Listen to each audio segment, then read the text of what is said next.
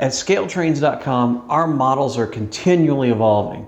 Hi, I'm Shane, and I'm here today to talk about the Evolutionary Tier 4 GEVo and all the variations that we've created and are creating in the future. Stay tuned to learn more.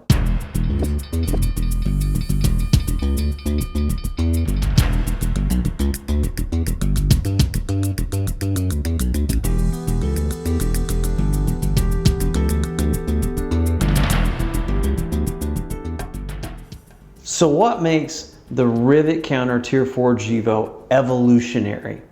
Well, we continue to take feedback from our customers to make improvements, plus the prototype is continually changing. There's a lot of different variations within each road name, as well as down to the road number level. Let's talk about that by road name. So let's start with BNSF. BNSF has 3 different body versions. They've got an early square exhaust that has a unique grille arrangement on the fireman's side. They also have just regular early exhaust versions, and of course they have the later exhaust with the angled edges. And that was something that happened because as the railroads used the locomotive, they found they needed more clearance, and by making the exhaust at an angle, they got more clearance and it matched of course the angle of the radiator wing. Several different PTC antenna arrangements. There's 3 different versions. You'll also even notice within the versions there's also some paint variations. Some will have orange paint, some will have black paint, depending on the road number. So let's talk about Canadian National. The CN locomotives have gone through a pretty big evolution through their lives as well. You've got the early versions with the square exhaust. You've got later versions with the angled exhaust, and of course these are all CN specific. So you've got things like the walkway grates that you can actually see through. You've got a different style of slotted step. There's ditch lights front and rear, and they have the red marker lights that will actually work in DCC, and several other CN features. And CN's recently taken delivery of some new versions that have the wide handrail stance both front and rear, and they're putting some special paint schemes on those. Of course, CN's celebrating their 100th anniversary, and they have the large 100 logo on the side, and they're also applying a very unique logo to the nose called Aboriginal Affairs. We're offering those versions now with the black roof, and then on a future run you'll be able to buy those with a white roof.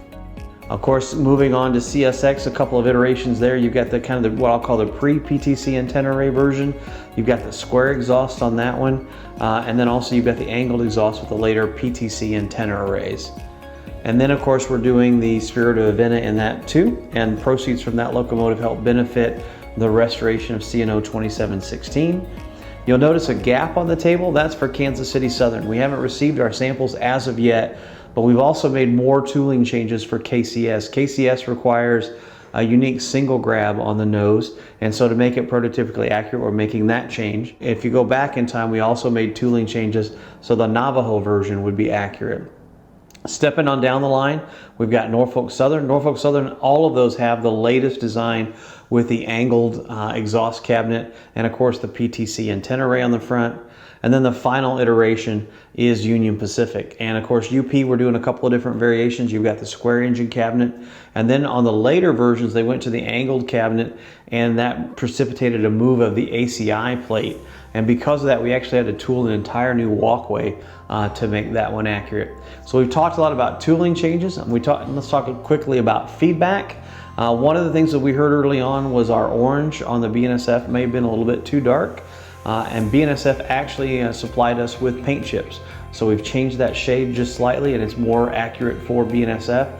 And also on the UP version, the yellow was probably a little bit darker early on, and we were able to get some paint chips through some contacts at UP, and we've made changes to that color as well. As always, we welcome your feedback. It's that feedback that continues to help us make the best models that we possibly can. To learn more about these locomotives and to order them now, you can visit our website at scaletrains.com or a select retailer.